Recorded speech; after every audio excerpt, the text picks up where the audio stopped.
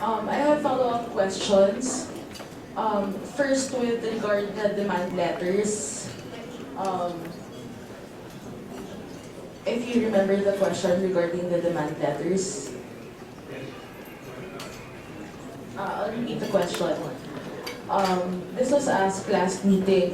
Status of the fund transfer from ORG, TA, DSWD, DILG, DPWH, and ORT to various implementing agencies total 2,853,879,155.59 remained unliquidated as of year-end, contrary to COA Circular Number 94-013 dated December 13, 1994, and COA Circular Number 2012-01 dated June 14, 2012. My question was, have you sent the demand letters to the implementing agencies and required them to submit reports of expenditures relative to disbursements of funds that are duly verified? And you said that you already sent the demand letters. Is that correct? Your Honor, actually, demand letter is not necessary because we conducted our cabinet meetings and exit conference on any particular issues in relation to COA observation. Anyway, Mr. Chairman, Your Honor, we have here the Finance Director of the Office of the Regional Governor. We will present our compliance. And also, to confirm it, the Regional Director and the Auditor based in the ORG are also here, so I think they can confirm of our presentation. If you want us to present it or we can furnish you a copy, we are ready to do it. But Mr. Chairman, it was stated last briefing that demand letters were sent. I just want to clarify that. Your Honor, demand letter is necessary for an agency outside of ARMM. They are our family, so therefore we have to consolidate the management audit report, their reply to the different, because they have their own program. So we have the report. Actually, we complied already. We take go out the report. Mr. Chair, I just want to clarify if the resource person still stands by his statement last briefing that they sent demand letters, or is the resource person changing his answer now? No, because last time, the resource person said that they sent demand letters. Your Honor, we only send demand letter to local government units. Okay, may I request the Finance Director, Your Honor? He is a CPA lawyer. He is more familiar about accounting. Mr. Chairman, members of the committee, ladies and gentlemen, good morning. Assalamualaikum warahmatullahi wabarakatuh. I am Attorney Banawag Mamutara Jr., the Finance Director of the Office of the Regional Governor.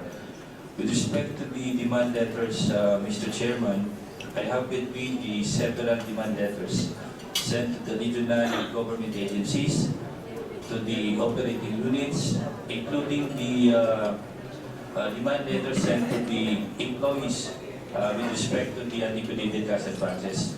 So all the demand letters for the unliquidated fund transfers and unliquidated cash advances are with me, Mr. Chairman. And I will be submitting this to the committee right after this, Mr. Chairman. Thank you very much. Mr. Chair, when were the demand letters sent? The demand letters were sent every time that we receive management letter from the resident auditor.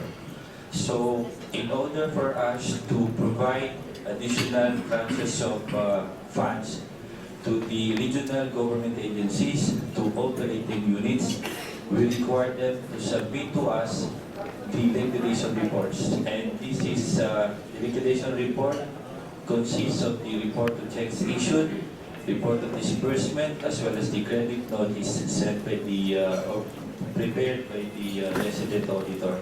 So this is embodied in the demand letters that we send to the regional government agencies, to the operating units, and to the other local government units which have memorandum of agreement with the regional government. Thank you, Mr. Chairman.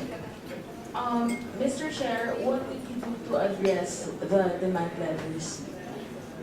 In the demand letters, we required them to submit the liquidation report, Mr. Chairman. So this is for us to liquidate also because it appears in the unliquidated fund transfer in the consolidated annual audit report that we have about 1 point something billion pesos.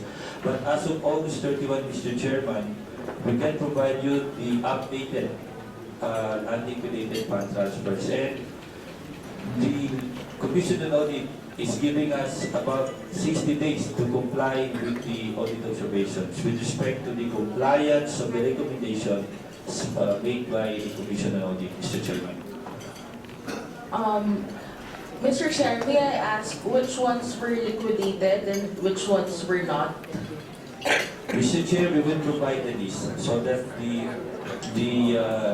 question regarding the remaining unliquidated fund transfers as well as unliquidated cash advances will be formally submitted to the committee. Mr. Chair, may this representation be furnished with the demand letters now? Yes, Mr. Chair. Thank you, Mr. Chair. May I ask, Mr. Chair, who were charged and what is your proof? Mr. Chairman, with respect to the legal proceedings, this is in reference to the school building programs of the Office of the Regional Governor that pertains to calendar year 2011, and we have about 17 contractors being charged in court for specific performance of the contract. There was a mention about a letter to the COA. Was there a reply from COA? What, Mr. Chairman, may I know what about the letter? Last time there was a mention about a letter to the COA.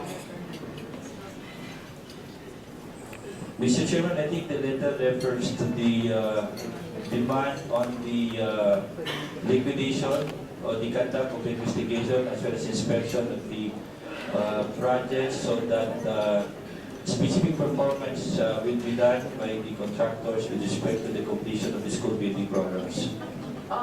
May I know the reply of COA? I cannot speak on behalf of the Commission on Audit, Mr. Chairman, but with respect to the management or the action of the management taken on the completion of the school building programs for calendar 2011, the Office of the Attorney General has already filed charges for legal, has initiated legal proceedings against the 17 contractors for specific performance of the contract.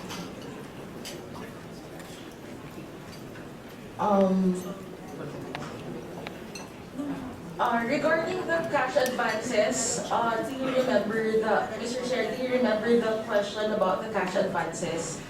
So regarding the 32 million unliquidated as of December 31, 2015, where is your detailed report of cash advances?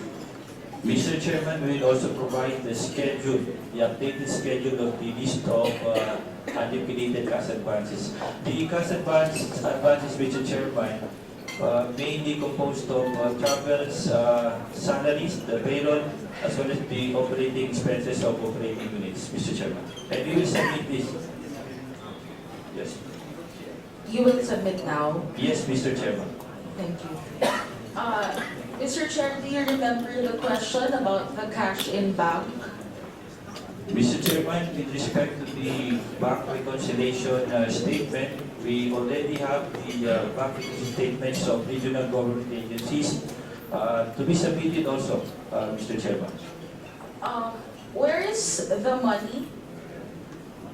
I think the question refers to the delay in the submission of bank statement by the depository bank to the regional government agencies. That's why the regional government agencies failed to submit to the Commission on Audit the required report on bank reconciliation statement. But I understand, Mr. Chairman, that we also have the list of the bank reconciliation statements of some regional government agencies. Can you show us proof? Can you provide us with bank statements? Yes, Mr. Chairman, we will provide also. Mr. Chair, I still have a few questions. Just 3 more. Okay. Regarding the cash per balance sheet that did not tally, what did you do with the delayed bank statements?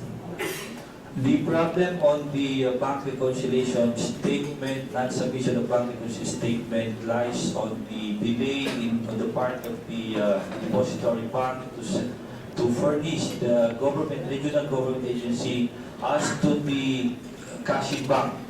But this has already been complied, Mr. Chairman. The fact that all the regional government agencies have already submitted to us the required bank reconciliation statement to this effect, Mr. Chairman. Did you investigate on other reasons why it did not tally? It's a normal course of business in accounting. That's part of the regular course of business of banks that they incur delays because of the voluminous transaction of the banks. And I cannot speak on behalf of the depository bank, Your Honor, as to why the delay in the submission of bank statement to the respective regional government agencies. Are you saying the government should entrust to you another set of budget, notwithstanding the fact that the previous budget remains unaccounted for? Mr. Chairman, it is incumbent upon the regional government to see to it that within the prescribed period to comply with the COA recommendations as to the audit observations being submitted to us by the Commission on Audit, Mr. Chairman. Regarding the question about DPWH OR undated or no OR, based on your answer during the budget briefing, do you mean to say that the ORs were merely inserted on the date you called them? Mr. Chair, if I may answer that. We have memorandum of agreements with LGUs, Madam Chair. For example, we have almost 200 million memorandum of agreement with the provincial government, with your brother, who is implementing around 200 million. So when we do the check, before we could release the check, they need to give the OR. No? And we have a lot of LGUs. Now sometimes, we tell them we cannot release this OR unless you give this, this check, unless you give this OR. But there are instances where their liaison officer will go there, will give the OR, and then ini-LBC naman po ng LGU. Minsan, doon po yung miscommunication dyan sa ORs. Minsan naman, yung liaison officer po ng LGU, na-oversight siya, nalagyan yung kasi minsan, halimbawa, pag provincial government of Sulu yung releasean namin, that's around 10 checks, pag umabot ng 50 million. Minsan, sa pagmamadali itong liaison officers, nakakaligtaan po yun. But that's, money will never be misplaced because nakatrace po yan talaga sa bangko. Yung OR lang po yan, that's either from the contractor, from LGU, from LGU, ano ba ba? Yun, or district office. So sa dami po, akalain nyo, by the hundreds po yung check. Bawat yan may OR. So, rest assured, it's a bank transfer. You could trace where the money went. Pero minsan nakakaligtaan yung date, minsan sa pagmamadali po. But those are all honest, and the auditor will attest na lahat po yan. In fact, kahit sa provincial government of Sulu po, minsan nagkakamali diyan sa paglagay ng kwan. Kasi yung mga inutusan na tagadala ng OR, minsan mga ordinary staff lang po. As regards to the construction of the National Road at Barangay Tugon, Kalingalan, Kaluwang, Sulu, I should ask the following questions.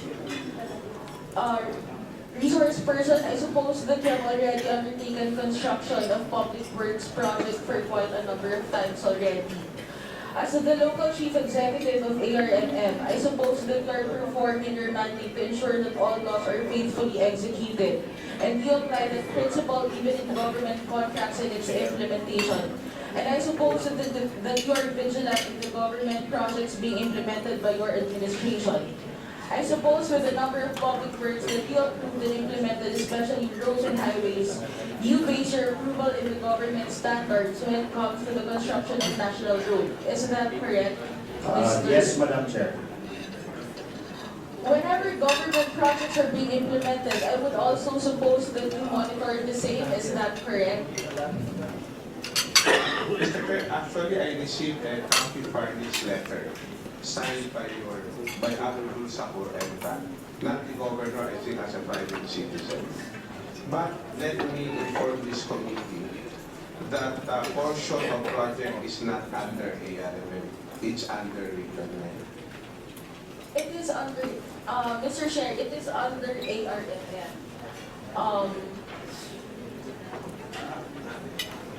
Actually, it is under ARMM and it is under DPWH 2nd District of Sulu. Yes, Mr.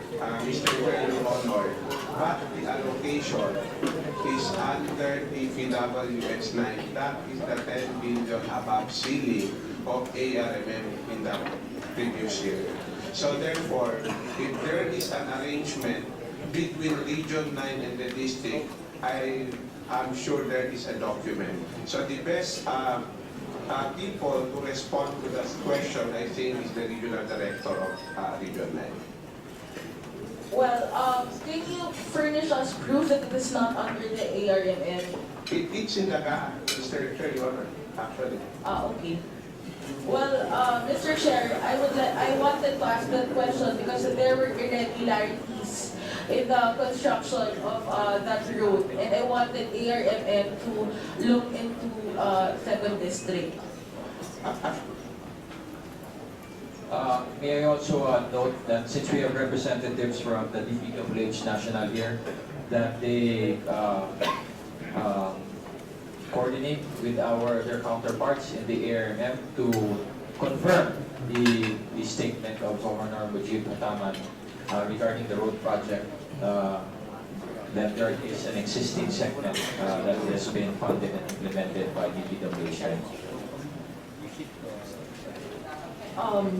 Just,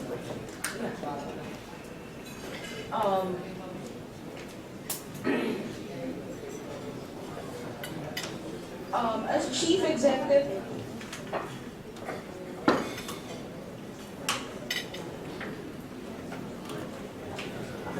as regards the construction of my new municipal hospital, I have the following questions. A total of 20 million pesos for infrastructure and a total amount of 14,800,000 pesos were allotted for the construction of my new municipal hospital. What happened to the funds allocated for the construction, considering that only 5,504,879.10 was released for infrastructure and 3 million was released for equipment? Good morning, Mr. Chair, Your Honor. Pakiulit po ma'am yung amount, yung 504,879.10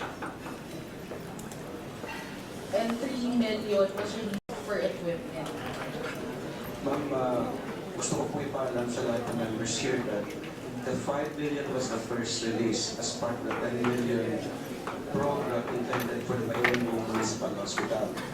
And last year, we released an additional 1.5 million with a total of 6.5 million that's now being released.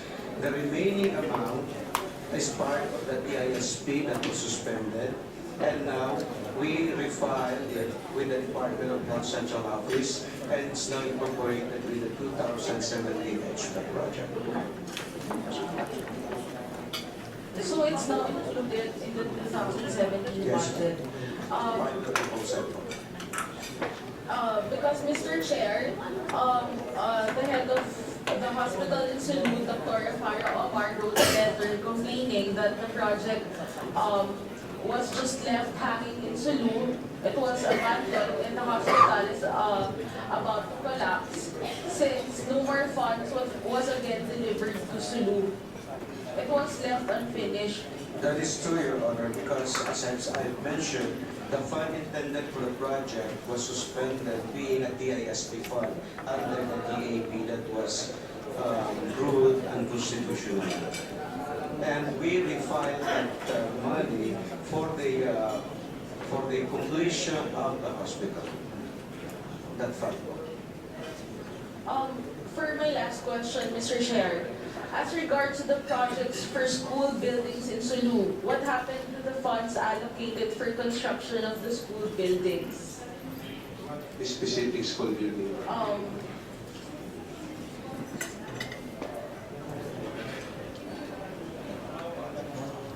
I have here approved school building projects under calendar year 2014-2015 Basic Educational Facilities Fund, which apparently was not constructed. There was allocation, but then it was not constructed. I think, may I call on Secretary Don because the fund, the arrangement actually is for DPWHR to implement the project. Don, please update the committee. Madam Chair, we will provide you a copy of the school buildings being implemented in Sulu right now. No, here. I have here a letter, again, from then Vice Governor Abu Sakurtan. He wrote a letter to Brother Armin Luistro, copy furnished to the Ombudsman because there was an allocation but then there was never a construction. What year is that, Mr. Chair? Here, the first paragraph says, Dear Brother Armin Luistro, we are pleased to know that Sulu Province has received various allocations under BFF 2013, 2014, 2015, and 2016 for the proposed projects such as construction, school buildings, school water, and sanitation. However, there were complaints from different school heads, principals, communities, DepEd Division Office that most of these projects were not implemented. Few were implemented but left unfinished and substandard. Your Honor, if on the issue of substandard, if you have copy, picture, location, let me assure you and your father that I will conduct investigation and punish those persons involved. Second, If on we the can issue, look at the PowerPoint, that, we Your have Honor, pictures that is here. not substandard, that is due for repair. So we have here a school building due for demolition. We have here a school building due for repair. So maybe that school building is not newly built. Can you furnish this through the committee, this representation? If that building is newly built, then I will send an investigation team to Sulu and to look into this. Yes, Mr. please Chair. investigate Yeah. it, and I can even personally join your investigation team. So what about the unfinished and unimplemented school buildings? What particular year, Your Honor? If is it 2011? 2013, 2014, 2015, and 2016. That there is no 2015 allocation downloaded to ARMM. 2016? No, only up to 2014, that is the senior high. That is being implemented by DPWH.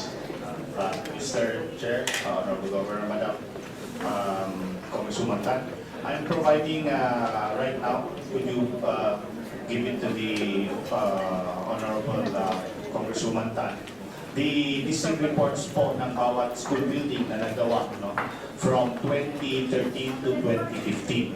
To give context, sa 2014 po, 800 million worth yung implemented na school buildings. At andyan po yung mga pictures, andyan yung releases. And out of the 800 million noong 2013, 800 million was downloaded to DPWH ARM for implementation. And out of that 800 million sa 2013, nasa 80% na po siya. And makikita nyo naman doon. Eh, yung 2014 naman, na-downloadan kami ng 400 million and from that 400 million, nasa 80+% na report. Nandiyan sa mga report ng bawat district. Sa 2015 po, merong tayong 1 billion for school building at nasa 20% na po tayo nakalagay dyan. Bakit ba ang 2015 nasa 20% pala? 2016 na ngayon? Kasi by-election period na po dumating sa DPWH ARMM funding, March na dumating eh. So may procurement pa tayo. Ngayon lang, July, August, natapos yung procurement at nagsimula. Mr. Chair, if I may, can you show the photos of your for physical accomplishment, including the geotagging of the school building? Please present the... Yeah, there it is. Kasi it's unfair for ARMM. Mr. Chair, I have here a project status for calendar year 2013, Basic Educational Facilities Fund Batch 1 to 7, as per DPWH submitted national status December 31, 2015. And it says here that ARMM had 1.5 billion funding. The completed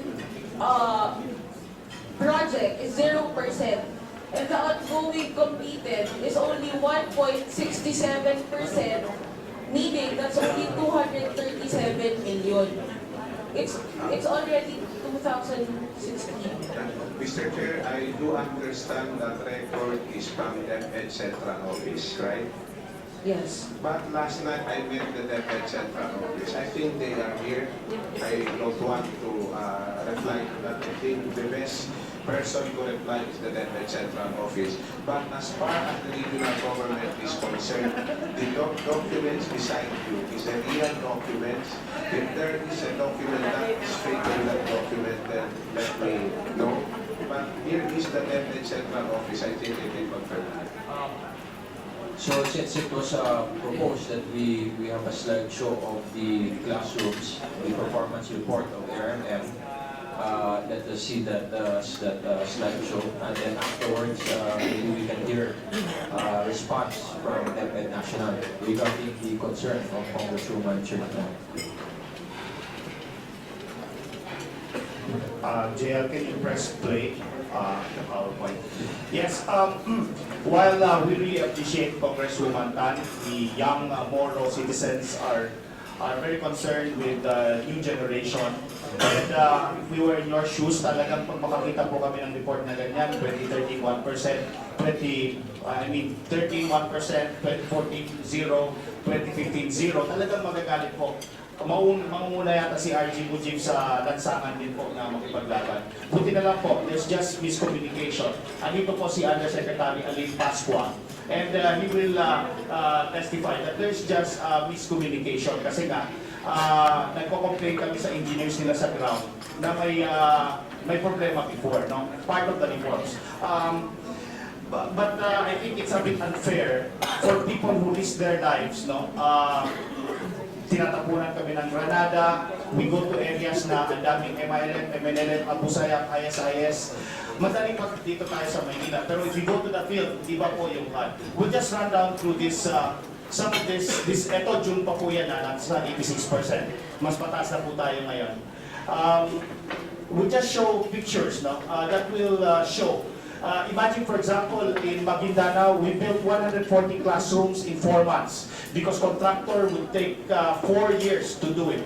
For example, sa Lanao po, yes, if you have 500 projects, talagang I assure you, kahit nga sa ISO, kahit sa anong card, talagang magka-problema ka, baka may maling quality na isa, dalawa, tatlo, apat. But it's greatly unfair if we have 500 projects and we would focus on 1, 2, 3. But there is warranty naman po if you identify those school buildings that were newly built and it's not built to the specifications, the contractor, the one implementing, still must repair it within 1 year. Kaya kung meron tayong punch listing, no? But these are just parts of the, kasi dahon tayo sa oras. Kaya pinagawa ko po ng individual nandyan po. And any of the members of the House of Representatives can say. So, again, tinanong ko po yung Undersecretary, bakit ano nangyari? Bakit In fact, si Combay Saiman na-mention din po, at talagang I could feel for her being a revolutionary pag ganun, no? Out of that 1.5 billion po, 800 million lang yung ginawa ng DPWH ARMM. These are the pictures po, halimbawa sa Maguindanao, of projects being implemented. And naka-geotag din po siya.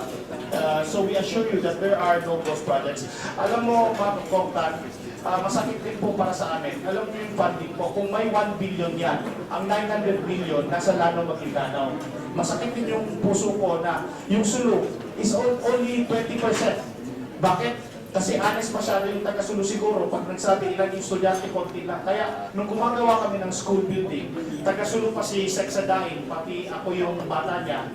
Masakit sa amin na out of 1 billion, 20 million, 30 million lang yung allocation sa sulong kung saan kayo So, I assure you ma'am, yung 2013 to 2015, kung nagko-complain man tayo, konti yung school buildings natin na bago, dahil po sa DepEd National Programming, computer kasi nagpo-program sa kanila based on statistics. Ito si Isaac Alain po, meron silang computer generated. So, yung mga tao na nag-feed pataas, those are the ones that hindi nga ni malipusan ni John Marco kasi may... Sorry, boss. Mr. Chair, interjection. They were given a time to present their accomplishment. Please present your accomplishment. Yes, Mr. Chair. So, I was given this opportunity to just show pictures of the school buildings and the Watson po na mentioned din. So, I think kung basehan natin our reports from the national, baka medyo unfair po yun. Kasi ito naman po yung actual natin sa field natin. Secretary, if I may, can we allow the Deputy Secretary, Undersecretary of Central Office to confirm that?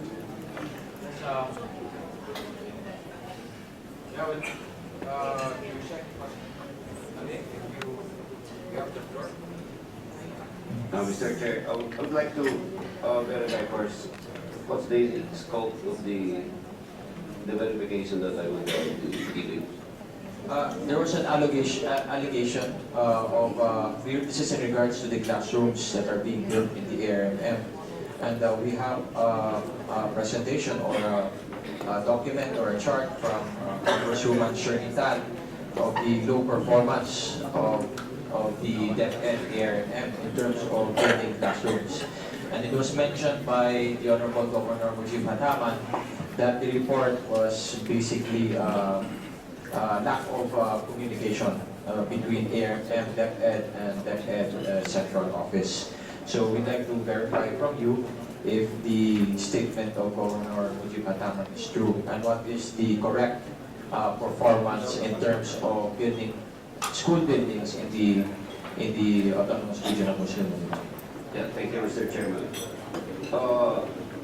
When we reported to the Appropriations Committee during our budget hearing, we have put there several status where we indicated some lack of data from ARMM. This is true, Your Honor, because we have not actually we have not actually finalized our protocols in reporting. This is not only true with regards to ARMM, but also with regards to DBW rates. You know, we have some problems of communication, reporting protocol. In our report, sometimes, for example, in the construction of school buildings with DBW rates, our reports are always they're either ongoing or 0% in status, but then after 2 months, 100% na kaagad ang reports namin.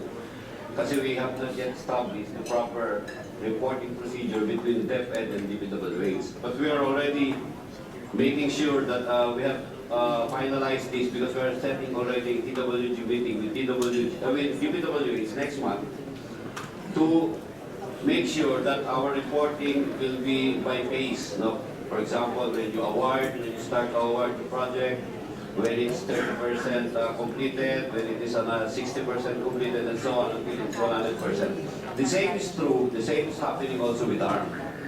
We have not also established the protocol, the proper reporting protocol. That's why in our report, For 2012, 2013, 2014, and even 2015, there's no data there coming from ARM because we have not established that kind of reporting yet. But we have already talked with them to make sure that all the funds that have been allocated to them will be reported, and even the ongoing construction will be reported. We're already finalizing the details of that arrangement. Actually, Mr. Chair, ito yung mga structural adjustment na tingin ko na kailangan sa policy maker. In fact, we discussed it even last night. Very timely rin. Nung pumasok ang bagong administration, because we are a long time friend, nakatawag siya sa akin. Sabi ko, let us address this. They assign their own engineers. Tapos ang pumipirma sa reporting, yung mga engineers nila. Ang thinking ng ARM, dahil andun ang engineers nila, yung engineers nila, yung magdadala ng report doon sa kanila. Halimbawa, ito yung problema namin, to be fair with the contractors, other contractors, especially in 2012, Your Honor. Kasi para lang objectively makita ko natin lahat. Merong ibang contractor na ka-accomplish. Pero hindi rin sila makakolect sa amin without the signature of their engineers.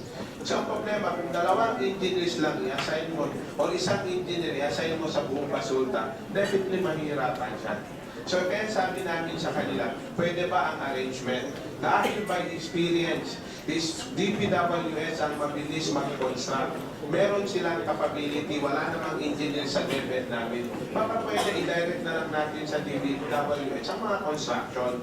Because they are engineers, they have district offices in different areas.